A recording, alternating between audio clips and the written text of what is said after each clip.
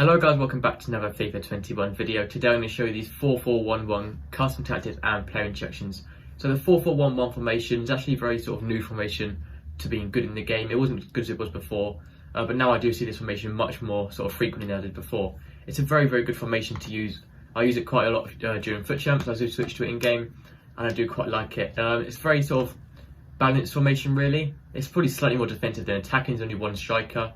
But there is a centre forward as opposed to a cam, so it does make it slightly more attacking there. It's quite wide formation, obviously, because there's a left mid and a right mid. So I'm going to show you the custom tactics first and then the play instructions.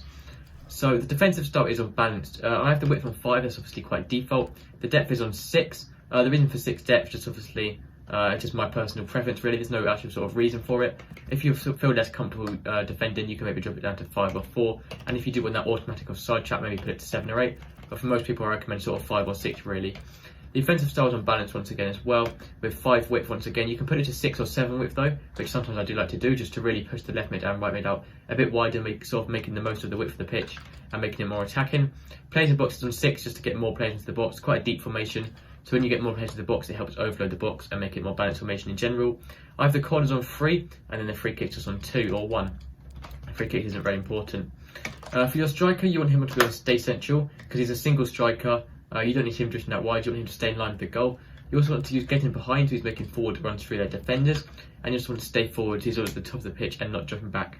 You also, for your centre forward, you want to stay central as well for the same reason, and also to get him behind and stay forward once again. The good thing about centre forwards is because they are, even though they are deeper, they're sort of like a second striker really, they have the exact same instructions as a striker would.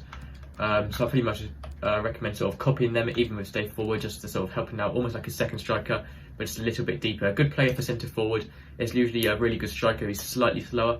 Example, Wayne Rooney's Endavera, or maybe like a lot of people, sort of cams are good here, they're slightly faster cams. People who aren't very, very fast normally, but are still fast enough to play in a centre forward position.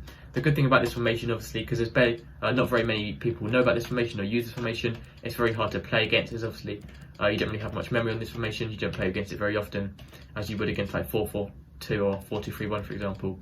So for the centre mids on this formation, 2 centre mids, no CDMs on this formation, I recommend using cover centre, so then in the centre of the pitch. I recommend also using pretty much just the rest completely default.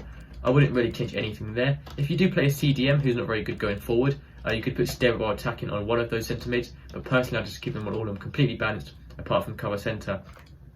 Left mid and right mid, I use stay forward on my left mids and right mids, so they're sort of staying at the pitch and not jumping back. If they jump too far back, it can be a bit hard to start an attack with them, but for the rest of them, I just leave it completely default just with stay forward on. For the left back and right back, I also use stay while attacking, so staying back in the defensive line. It really helps when defending. I also use overlaps, so making overlapping runs on the outside. Centre backs, leave those default, and if your goalkeeper comes across this, your keeper's coming his line a bit more when defending corners and crosses, and also use sweeper keeper, and that's everything for the 4-4-1-1 formation. If you haven't used this formation already, I do recommend giving it a go. Honestly, it's very, very good during foot champs. There's not many people who know how to play against it. So that's everything for this video. It would mean so much if you could subscribe. It really helps me out. Thank you for watching, and I'll see you next time. Goodbye.